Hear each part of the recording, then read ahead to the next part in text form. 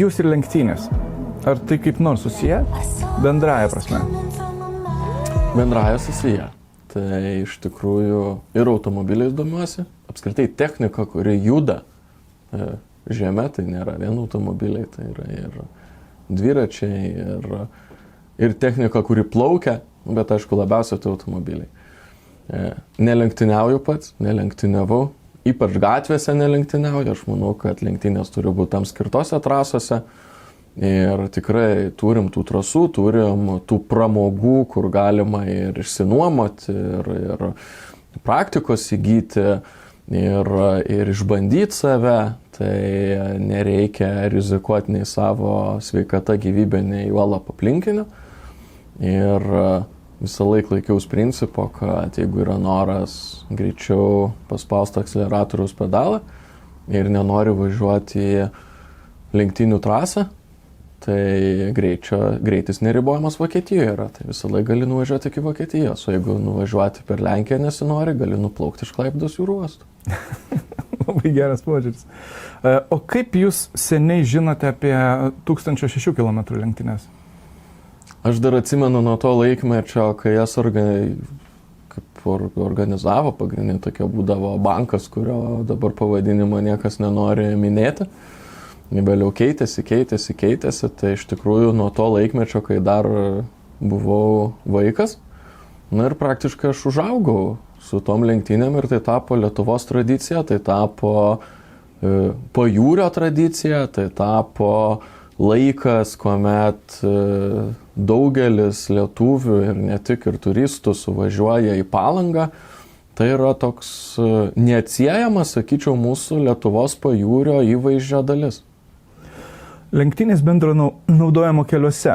Tai nėra labai įprasta tradicija, bet tarkim, Le Manas irgi vyksta bendro naudojimo keliais. O kaip į tai žiūri Susisiekimo ministerija, iš tos, tarkim, politinės perspektyvos, kad Lietuvoje vyksta irgi taip?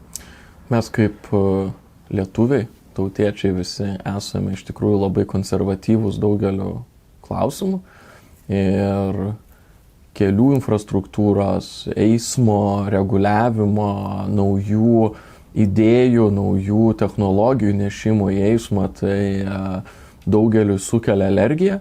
Paskutinis įvykis, kuomet leidom pusiau autonominiam automobiliam dalyvauti eisme, Tesla tą technologiją turi, tai kiek pradžioj buvo džiaugsmo, vėliau prasidėjo labai daug skepsio ir vos nekaltų ieškojimas, kas dabar atsakys, jeigu įvyks autoįvykis. Taip sakant, važiavom su mechaninė pavarų dėžė ir nedaug dievė reikės atsisės prie automobilio su automatinė pavarų dėžė. Tai turbūt atsimenam savo vaikystę ir tėvukus, kuomet visi sakė, kad automatinė pavarų dėžė yra nelaimė ir važiuoti reikia tik su mechaninė, kol tu supranti, ką reiškia technologijos. Tai lygiai tas pats ir lenktynėse, kad mūsų bendro naudojimo keliai yra važiuoti iš taško A į tašką B ir neduok dievė, kas nors uždarė tą eismą, liepė važiuoti apylanką. Norim, kad būtų renginys, norim, kad būtų gražu, norim dalyvauti, stebėti, tačiau nenorim patirti to minimalaus diskomforto, kad teks dieną, 2 ar 3 pasinaudoti apylankomis.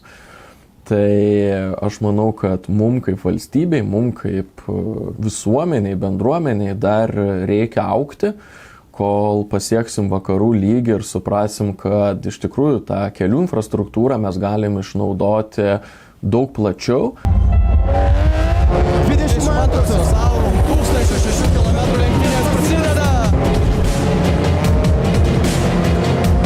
Dūmai. Wow! Mustango variklis ir Vazdu 104.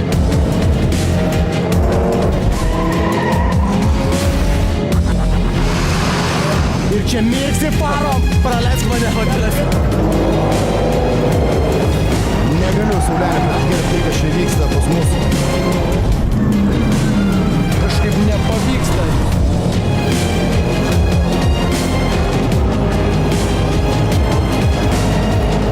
Oi, čia dar visai laimingai pasibaigęs.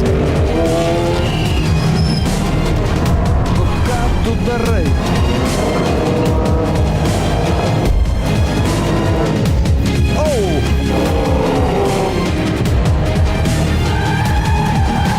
Kiekvienas renginys, kuris yra ne tik nacionalinio lygmens, tačiau ir tarptautinio lygmens. Tai savame suprantama, kad jisai Lietuvos matomumą didina.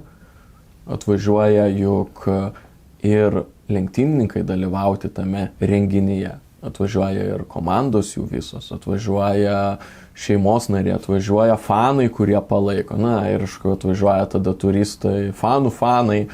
Tai mes pritraukiam ir skatinam ir turizmą, atvažiuojamą į turizmą, ne tik lietuviai išvažiuotų iš Lietuvos aplankyti, pasaulio pamatyti, bet ir pas mus atvažiuotų pasaulis pamatyti, kokia yra Lietuva. Na ir aišku, jau vieną kartą atvažiavus turbūt norisi ir sugrįžti, nes tikrai gražią valstybę turim. Tai ar tai būtų vietinis renginys, ar tai būtų tarptautinis renginys, tai tikrai žiūrim lankščiai ir jeigu yra visos galimybės, yra leidimai išduodami, na, o džiaugiamės, kuomet labiau žinomas, labiau tarptautinis renginys, tai iš tikrųjų dar labiau džiugina.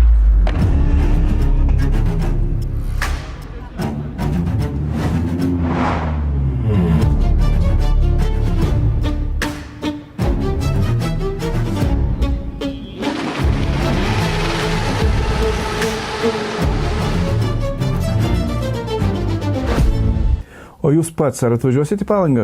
Tikrai taip, ir ne vienerius metus važiuoju. Aš jau ir anksčiau esu sakęs 15 metų, važiuoju stebėti tų lenktynių. Kartais 3 dienas būnu, kartais 1 dieną, kartais 2 dienas. Tai čia jau priklauso nuo užimtumo, nuo laiko, nuo oro sąlygų.